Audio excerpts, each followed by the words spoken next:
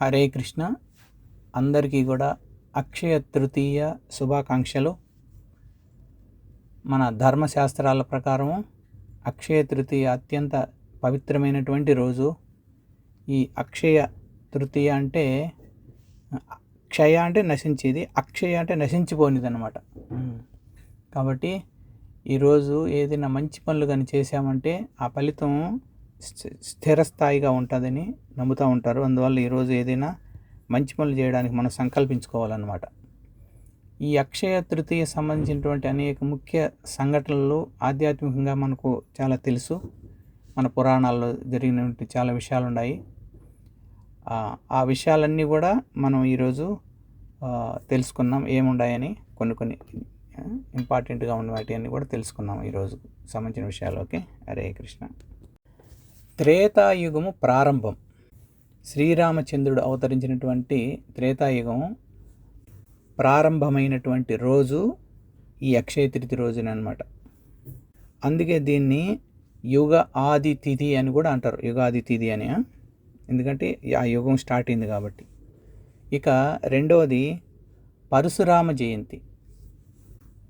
శ్రీ మహావిష్ణువు దశావతారాల్లో 6వ అవతారం అనేది మనకు తెలుసు. ఆ 6వ అవతారమైనటువంటి పరశురాముడు అక్షయ తృతీయ రోజే అవతరించారట. అదేవిధంగా పరశురాముడు చిరంజీవిగా కూడా మనం చెప్తూ ఉంటాము. పరశురామ భగవానికి జై. తర్వాత గంగామాత భూమిపైకి దిగి వచ్చిన రోజు. ఈ అక్షయ తృతీయ రోజునే భగీరథుడు కఠోరమైన తపస్సు చేసినటువంటి దానికి ఫలితంగా ఆయన మెచ్చి, ఆయన తపస్సుకు మెచ్చి స్వర్గలోకంలో ఉండేటువంటి గంగా నది భూమికి దిగి వచ్చిన రోజు అనమాట ఈరోజు. కాబట్టి గంగావతరణ మహోత్సవకి జై. పాండవులకు అక్షయ పాత్ర లభించినటువంటి రోజు. యుధిష్ఠిర మహారాజు ధర్మం ఎప్పుడు పాటిస్తూ ఉంటాడు. అందరికీ దాన ధర్మాలు చేసే భావం ఉంటుంది ఆయనకు. ఆయన ప్రార్థిస్తాడనమాట సూర్య భగవాన్ని. ప్రస్తుతానికి నేను రాజ్యాన్ని కోల్పోయాను కాబట్టి నేను ధర్మం చేయలేకుండా ఉండలేను. కాబట్టి నా మీద దయ ఉంచి నాకు ఏదైనా అందరికీ దానం చేసేటువంటి భాగ్యాన్ని కలిగించమన్నప్పుడు సూర్య భగవానుడు మెచ్చి ఆయనకు ఒక అక్షయ పాత్రని ప్రసాదిస్తాడనమాట. ఆ ప్రసాదించినటువంటి రోజు ఈరోజే అక్షయ తృతీయ రోజు. హరే కృష్ణ. కుచేలుడు మనకు తెలుసు, కృష్ణ భగవాను చిన్ననాటి స్నేహితుడు. ఆ కుచేలుడు కృష్ణ భగవానుడుని కలిసిన రోజు ఈరోజు అనమాట. ఆయన వాళ్ళ భార్య యొక్క సలహా ప్రకారము మనం చాలా ఇబ్బందుల్లో ఉన్నాము, మీరు కృష్ణ భగవాన్ని ఆశ్రయిస్తే ఏదైనా మనకు సహాయం చేస్తారని అన్నప్పుడు ఆయన వెళ్ళి కృష్ణ భగవానుని కలిసిన రోజు అనమాట ఈరోజు. హరి బోల్. మనకు వేదవ్యాసుడు ద్వారా మనకు అన్ని 18 పురాణాలు, మహాభారతము ఇవన్నీ కూడా వచ్చాయని మనకు తెలుసు కదా. కాబట్టి ఆ మహాభారతం అనేది మొదలుపెట్టిన రోజు అనమాట ఈరోజు. రాయడం మొదలుపెట్టింది విఘ్నేశ్వర స్వామి రాస్తూ ఉంటే, వ్యాసభగవానుడు చెప్తూ ఉంటే విఘ్నేశ్వర స్వామి రాస్తూ ఉన్నారు కదా. కాబట్టి వేదవ్యాసుడు రచించినటువంటి మహాభారతం మొదలుపెట్టినటువంటి రోజు ఈరోజు. తర్వాత అన్నపూర్ణాదేవి అవతరించిన రోజు. మనము కాశీ వెళ్ళినప్పుడు మన అన్నపూర్ణేశ్వరిని దర్శించుకుంటాం. భిక్షాందేహి కృపావలంబనకరి మాతా అన్నపూర్ణేశ్వరి అని మనం ప్రార్థిస్తాం కదా. కాబట్టి ఆ అన్నపూర్ణేశ్వరి దేవి అవతరించినటువంటి రోజు ఈరోజు. కాశీలో పార్వతీదేవి అన్నపూర్ణగా అవతరించి శివభగవానుడికి భిక్ష పెట్టినటువంటి రోజు అనమాట ఈరోజు. అందుకే ఈరోజు దాన ధర్మాలకు చాలా విశేషమైనదిగా చెప్తూ ఉంటారు. అందువల్ల దానం చేయగలిగిన వాళ్ళు కొంత దానం చేయడం అనేది చాలా ఇంపార్టెంట్ అనమాట ఈరోజు చేయగలిగితే. కాబట్టి భక్తులకు కానీ భగవంతుడికి కానీ ఎవరైనా దానం చేయగలిగితే ఎక్సలెంట్ రోజు ఈరోజు. హరే కృష్ణ. ఇక కుబేరుడికి సంపద లభించినటువంటి రోజు అనమాట ఈరోజు. శివభగవానుడు ఆరాధించి, అంటే కుబేరుడు శివభగవానుడికి అత్యంత ప్రియమైనటువంటి భక్తుడు అనమాట.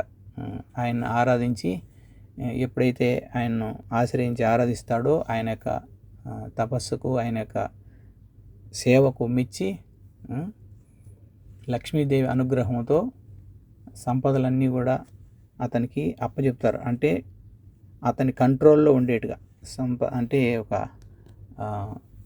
సంపదల అన్నిటికీ అధిపతిగా, ఒక రకంగా చెప్పాలంటే ఫైనాన్స్ మినిస్టర్ అనుకో, ఆ విధంగా ఈ సంపదలన్నిటికీ కూడా ఆయన్ను అధిపతిగా నియమించారనమాట. ఆ నియమించినటువంటి రోజు ఈరోజు. మనము బద్రీనాథుని దర్శించుకోవడానికి వెళ్తూ ఉంటాం కదా, అక్కడ విపరీతమైన చలి కారణంగా 6 నెలలు క్లోజ్ చేసేసి 6 నెలలు ఓపెన్ చేస్తూ ఉంటారు అనమాట. కొంచెం ఎండలు స్టార్ట్ అయినప్పటి నుంచి మళ్ళీ మొదలు పెడతా ఉంటారు. కాబట్టి అది ఆ బద్రీనాథుని యొక్క తలుపులు తెరిచేటువంటి రోజు ఈరోజు. ఈ రోజు నుంచి మళ్ళీ ఓపెన్లో ఉంటాయి. ఇంకొక 6 నెలల పాటు మళ్ళీ క్లోజ్ చేస్తారనమాట. కాబట్టి బద్రీనాథ్ ఆలయం ద్వారాలు తెరుచుకునేటువంటి రోజు ఈరోజు. హరే కృష్ణ. ఇవన్నీ ఈరోజు మనం తెలుసుకున్నాం. ఇంకా చాలా ఉంటాయి, మనకు సమయాభావం తక్కువ వల్ల. కాబట్టి మనం ఈరోజు కొంత డిస్కషన్ చేసుకున్నాం. ఇంకా ముఖ్యమైనటువంటి గమనిక ఏమంటే, ఈరోజు కేవలం బంగారం కొనడమే కాదు. అంటే చాలామంది ఈరోజు అక్షయ తృతీయ రోజు బంగారు కొంటూ ఉంటారు కదా, అలా బంగారు కొనడమే కాదు, మనం పితృదేవతలకు తర్పణాలు కూడా అర్పించాలి. ఎందుకంటే మన పితృదేవతలు మనల్ని అనుగ్రహిస్తే, మనల్ని చల్లగా చూసినప్పుడు మనకు అన్నీ కలిసి వస్తాయన్నమాట. మన పట్ల పితృదేవతలు కోపడకూడదు. అందువల్ల మనం ప్రతి సంవత్సరానికి ఒకసారి అర్పించినామంటే వాళ్ళకు ప్రతిరోజు దొరికినట్లు అన్నమాట. కాబట్టి ఇంకా పేదలకు కూడా మనం అన్నదానం చేయాలి. కొత్త పనులు ఏమైనా ఉంటే కూడా అవి కూడా మనం ప్రారంభించడం అనేది చాలా మంచిది ఈరోజు. కాబట్టి ఈరోజుకు చాలా విశేషమైనటువంటి ప్రాముఖ్యత ఉన్నది. అన్నిటికంటే గొప్పదేమంటే ఈరోజు సంకల్పం తీసుకుంటే చాలా మంచిదట. అందువల్ల ఈరోజు నుంచి నేను 16 మాలలు చేస్తాను, లేదా 1 మాల 2 మాలలు చేసేవాళ్ళు 4 చేస్తాను, 4 చేసేవాళ్ళు 8 చేస్తాము, 8 మాలలు చేసేవాళ్ళు 16 మాలలు చేస్తాము. ఇలా సంకల్పం తీసుకుంటే చాలా మంచిది అనమాట. ఏదైనా భగవంతుడికి సంబంధించినటువంటి సంకల్పం తీసుకుంటే చాలా మంచిది అనమాట. కాబట్టి ఏదైనా కానీ మనం ఈ భక్తి మార్గంలో స్థిరంగా ముందుకు నడిచేటటువంటి భాగ్యాన్ని మనం కలిగించమని, భగవంతుని యొక్క కృప అందరిపైన అపారంగా ఉండాలని, ఈ అక్షయ తృతీయ రోజు అందరికీ కూడా మంచి కలగాలని అందరి తరపున మనం భగవంతుని ప్రార్థిస్తాం. హరే కృష్ణ.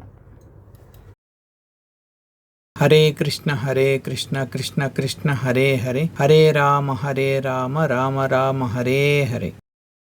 జగద్గురు శ్రీల ప్రభుపాదకి జై. అనంతకోటి వైష్ణవ భక్త బృందకి జై. శ్రీ హరినామ సంకీర్తన మహాయజ్ఞకి జై. నితాయ్ గౌర్ ప్రేమానందే. హరి హరి బోల్. హరే కృష్ణ.